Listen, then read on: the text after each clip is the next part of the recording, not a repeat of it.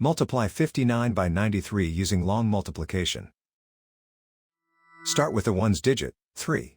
3 times 9 is 27. Put 7 in this column and carry 2. 3 times 5 plus the carried 2 is 17. The first partial product is 177. Now use the tens digit, 9. Start one place to the left. 9 times 9 is 81. Put 1 in this column and carry 8. 9 times 5 plus the carried 8 is 53. The second partial product is 5,310. Now add the partial products, working from right to left. In the ones column, 7 plus 0 is 7. In the tens column, 7 plus 1 is 8.